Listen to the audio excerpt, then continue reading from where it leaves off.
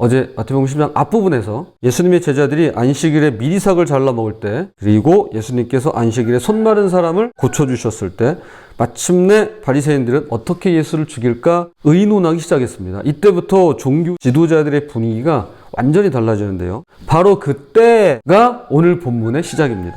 22절, 그때 귀신 들려 눈 멀고 말 못하는 사람을 데리고 왔거늘 예수께서 고쳐주심에 그 말 못하는 사람이 말하여 보게 된지라. 오늘 말씀에서 이 한 구절이 기적의 전부입니다. 단 한 구절뿐이에요. 그런데 그 다음에 무려 15절에 걸쳐서 논쟁이 벌어지게 됩니다. 그래서 오늘 본문은 기적보다 논쟁이 훨씬 길어요.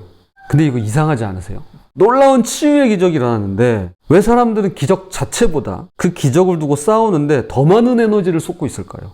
사실 기적이라고 무턱대고 믿을 수는 없습니다. 특히 오늘날처럼 속고 속이는 세상에서는 더더욱 그렇죠. 더욱이 과학적 사고에 익숙한 우리에게 적용해 보면 의심을 거두기란 쉽지가 않습니다. 맹목적으로 받아들일 수는 없는 노릇이니까요. 그런데 여기서 놓치지 말아야 할 것은 당시 사람들도 기적 자체는 부인하지 않았다는 것입니다. 심지어 예수를 죽이려고 했던 바리새인들조차 그분이 초자연적인 일을 행하신다는 사실을 인정했습니다. 오, 기적이네.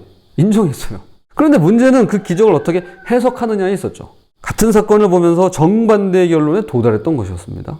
혹시 우리도 하나님의 놀라운 역사를 보면서 그것을 인정하고 감사하기보다는 자꾸 딴지를 걸고 문제를 삼고 있지는 않을까요?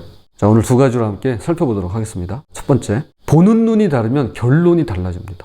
23절, 무리가 다 놀라 이르되 이는 다윗의 자손이 아니냐 하니. 사람들이 놀랐습니다. 그런데 이들은 긍정적으로 놀랍니다. 이는 다윗의 자손이 아니냐? 즉 이분이 우리가 기다리던 메시아가 아닐까? 하는 기대 가득한 반응이었습니다. 그런데 바리새인들의 반응은 정반대였습니다. 24절, 바리새인들은 듣고 이르되 이가 귀신의 왕 바알세불을 힘입지 않고는 귀신을 쫓아내지 못하느니라 하거늘. 바알은 가나안 땅 최고의 신으로 주인 또는 왕이란 뜻입니다. 그런데 신약시대에 와서 유대인들이 바알에다가 팔이라는 뜻의 세불을 붙였습니다. 그래서 바알세불이 된 거예요. 자, 그러면 무슨 뜻이냐? 파리들의 왕이라는 뜻이죠. 백성들은 예수님더러 메시아다! 라고 외치는데 지도자인 바리새인들은 파리대왕이다! 악마의 힘이다! 라고 단정지었습니다. 왜 이런 일이 벌어진 걸까요? 왜 같은 사건을 보고도 이렇게 판단이 나뉘는 걸까요? 한마디로 보는 눈이 달랐던 것이죠. 백성들이 메시아를 간절히 기다리는 마음으로 봤다면 바리새인들은 자신의 기득권을 지키려는 마음으로 봤습니다. 여기서 우리가 조심해야 할 것이 있는데요. 성경은 우리에게 범사에 헤아려 보고 좋은 것을 취하라고 말씀합니다. 즉 건전한 의구심과 비판적인 사고는 꼭 필요한 성경적 자세입니다. 이건 놓쳐서는 안 돼요. 그러나 문제는 바리새인들의 태도가 건전한 의구심이 아니었다라는 데 있습니다. 그들은 충분한 증거를 보고도 의도적으로 거부했습니다. 검증하려는 마음이 아니라 처음부터 거부하려는 마음이었습니다. 근데 이거, 저는 이런 내용을 볼 때마다 참 안타까워요. 그동안에 우리는 검증을 안 하고 무조건 이렇게 받아들이는 데만 익숙해왔던 것 같아요. 이 교회사를 보면. 그러다 보니까 지금은 어떤 세태가 보이냐면 일단 거부하고 보는 거예요. 참 안타깝죠. 우리도 하나님의 역사를 볼 때 이것이 정말 하나님께서 하시는 일인가? 라고 성경적으로 분별해보는 태도가 필요합니다. 그러나 처음부터 저건 가짜야. 속으면 안 돼. 라는 마음으로 접근한다면 그건 바리새인들과 같은 모습이 아닐 수가 없습니다. 바리새인들은 예수님의 기적을 수없이 봐왔지만 끝까지 인정하지 않았습니다. 이게 지금 처음이 아니에요, 이게. 한두 번 본 게 아니죠. 계속 쫓아다녔잖아요. 트집 잡으려고. 왜냐하면 인정하는 순간 자신들의 권위가 무너지고 자신들이 틀렸다는 걸 시인해야 되기 때문이죠. 혹시 우리도 하나님의 역사를 보면서 그것을 순수하게 받아들이기보다는 내 기준에 맞는지 판단하고 있지는 않는지 돌아보도록 하십시다. 내 신학에 맞는지, 내 경험에 맞는지, 내 상식에 맞는지부터 따져보고 있지는 않는지 말이죠. 그러면서 동시에 꼭 필요한 건전한 의구심과 비판적인 사고를 달라고 기도하면서 부지런히 분별하고, 이건 부지런해야 돼요. 부지런히 분별하고 진리를 구하는 우리가 되었으면 좋겠습니다. 둘째, 말은 마음을 드러내는 창문입니다. 예수님께서 바리새인들의 이런 반응을 보시고 논리적으로 반박하십니다. 25절, 26절. 예수께서 그들의 생각을 아시고 이르시되 스스로 분쟁하는 나라마다 황폐하여질 것이요 스스로 분쟁하는 동네나 집마다 서지 못하리라. 만일 사탄이 사탄을 쫓아내면 스스로 분쟁하는 것이니 그리하고야 어떻게 그의 나라가 서겠니? 상식적으로 생각해봐도 말이 안 되는 것이 사탄이 사탄을 쫓아낸다? 그러면 사탄의 나라가 어떻게 유지되겠냐라는 것입니다. 그런데 예수님의 관심은 논리적 반박에 있지 않았습니다. 이것이 얼마나 큰 문제를 야기시키는지 그 다음에 말씀하시는데요. 31절. 그러므로 내가 너희에게 이르노니 사람에 대한 모든 죄와 모독은 사하심을 얻되 성령을 모독하는 것은 사하심을 얻지 못하겠고, 성령 모독 이야기가 등장합니다. 그리고 34절에서 결정적인 말씀을 하십니다. 독사의 자식들아, 너희는 악하니 어떻게 선한 말을 할 수 있느냐? 이는 마음에 가득한 것을 입으로 말함이라. 마음에 가득한 것을 입으로 말함이라. 즉 말이 마음을 드러낸다는 것이죠. 바리새인들이 성령의 역사를 보고도 바알세불의 힘이라고 말한 것은 단순한 실수가 아닙니다. 이건 실수 아니에요. 이거 실수 아닙니다. 그들의 마음 상태를 낱낱이 보여주는 것이었습니다. 이것은 그들이 의도를 갖고 이야기하는 거였지. 한 번이 아니라니까요, 이게. 한두 번 본 게 아니라니까요. 그럼 성령을 모독한다는 게 정확히 뭘까요? 오늘 말씀의 맥락에서 본다면 명백한 성령의 역사를 보고도 의도적으로 저건 마귀의 역사다라고 부르는 것입니다. 이것은 단순한 실수나 일시적 의심이 아닙니다. 지속적이고 의도적인 거부 상태를 말합니다. 성령 모독을 범한 사람은 회개의 원천인 성령의 감화를 스스로 차단해버린 상태이기 때문에 회개를 할 수도 용서를 구할 수도 없으며 따라서 죄사함을 얻을 수도 용서를 받을 수도 없는 겁니다. 왜냐하면 기회를 본인이 지금 차단해버리기 때문에 그래요. 저희 교우님들은 그런 분이 안 계시는데요. 이것은 단순히 목사의 말에 거역한다고 성령을 모독한다는 게 아님을 보여줍니다.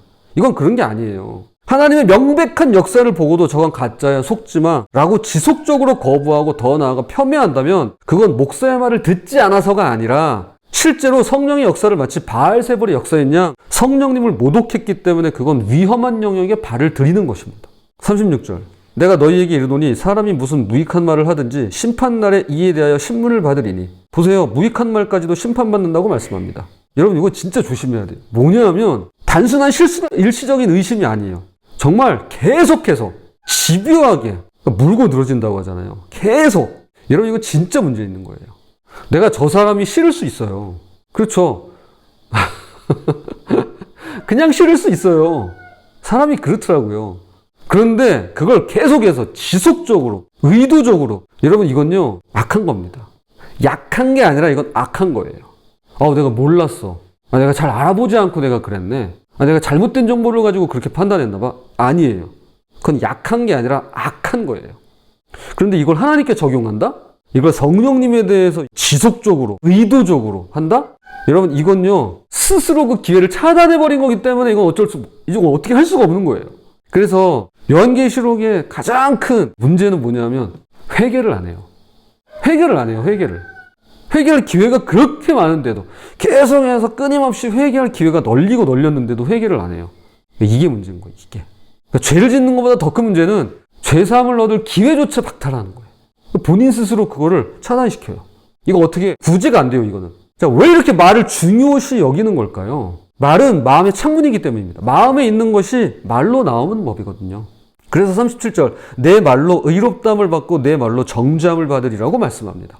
우리가 참 많은 말들을 합니다. 그 말들이 우리 마음을 드러내고 있는데요. 저게 정말 하나님이 하시는 일일까? 라고 의구심을 갖는 건 정말로 바람직한 일이에요. 저는 그랬으면 좋겠어요. 우리가.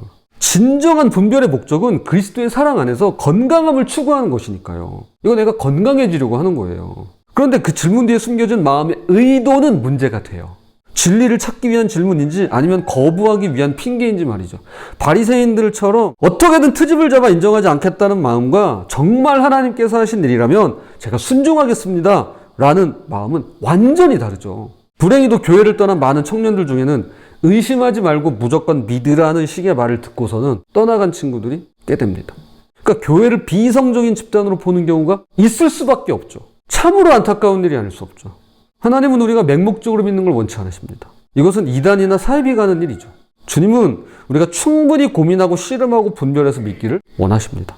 매일 아침 하나님의 역사를 의심하고 폄훼하는 말을 조심하면서 오늘 하루 내가 할 말이 성령님을 기쁘시게 하는 우리가 되었으면 좋겠습니다. 말씀의 결론 맺겠습니다.